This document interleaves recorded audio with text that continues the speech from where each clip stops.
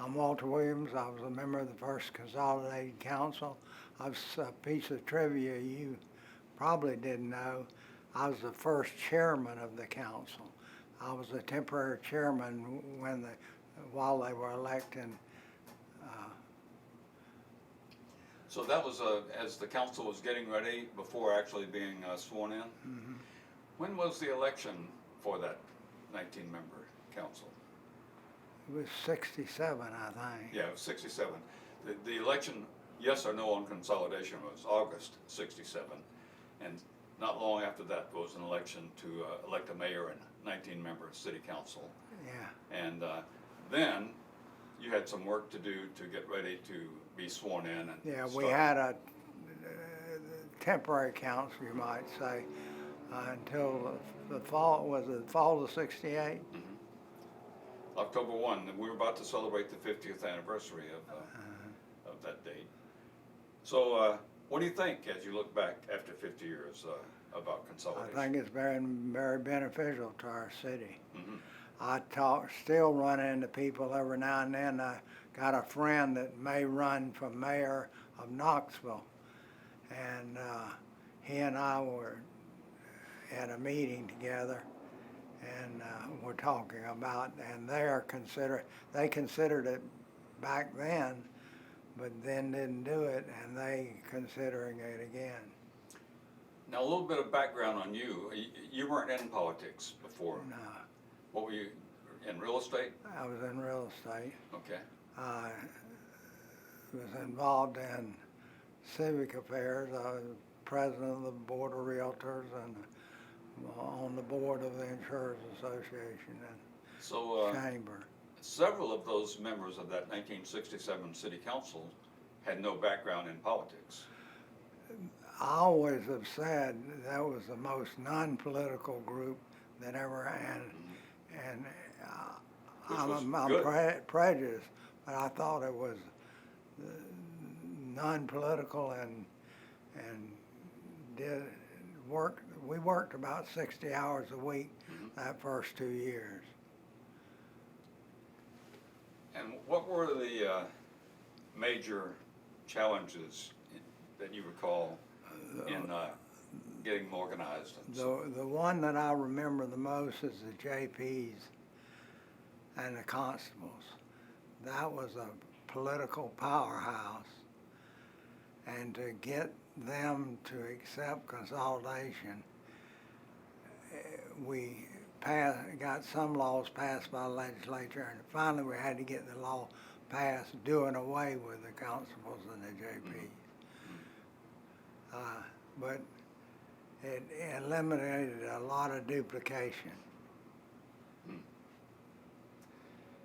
And are there things that you were involved in that you are particularly proud of as you look back in those early months of the government?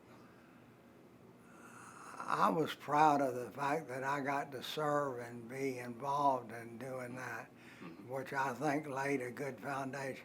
When you think about it, consolidation has had relatively small amount of things done that shouldn't have been done legally or illegally. I remember that I can never remember. Before that, there was always controversy about zoning and who had the influence on zoning there. There was very little of that after consolidation because you couldn't buy one councilman with 19 votes there.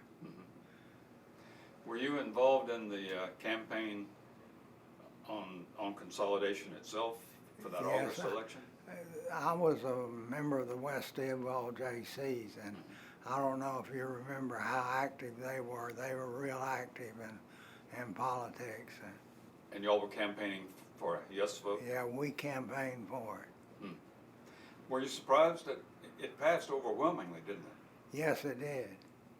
And I think the old politicians were really surprised on how well what a big margin it passed. It told you once and for all how fed up people were yeah.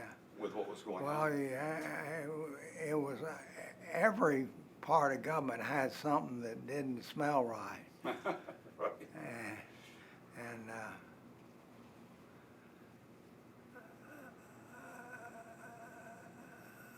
Well, anything that you think would be a legitimate,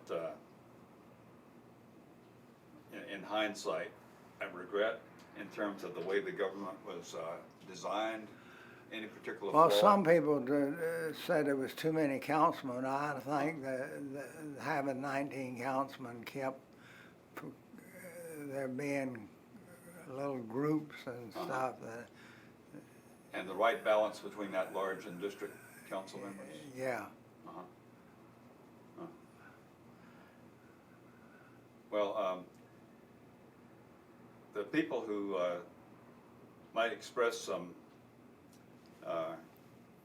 doubts about consolidation as we look at it today,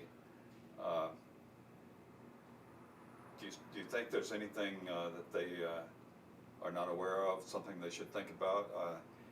It seems to me that maybe it's not the form of government, which is consolidation. They may not always be happy with the politicians who get elected to run it. Yeah, I got to know Earl Johnson. I was might say a redneck West Sider, and Earl and I became really good friends. But you might not have expected, right? The one thing I did learn early on about Earl, when you debate an issue, don't get up before him, because he was sharp as a tack, and he would eat you alive in debate.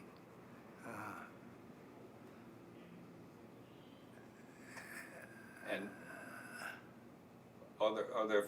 there are features of the government, of the design, that I think a lot of people may not be fully aware of. And one of the things that occurs to me is the city council was helped immensely by having a city council auditor to Yes.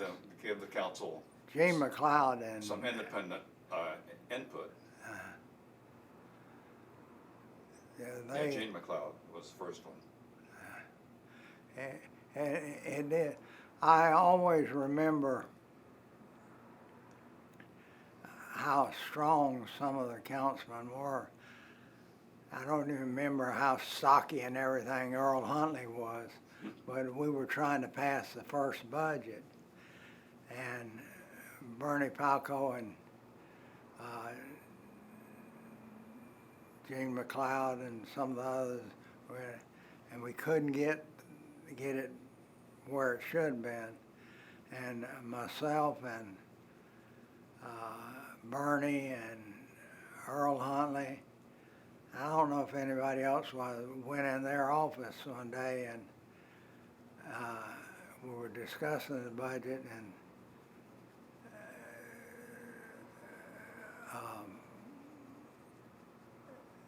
Bernie Palco said, "Well, I'm not staying here any longer."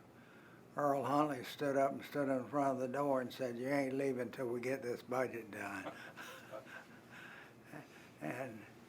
And who, I don't remember who it was, a reporter for Channel 4 came up after we came out and said, "What'd you discuss?" And then we said, "But that's okay.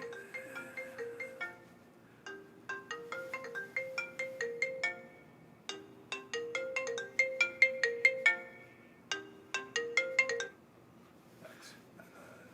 So let's pick up this budget story. Go Yeah, ahead. so we stayed there and kept discussing the issues until we got all the issues settled and got the first budget done.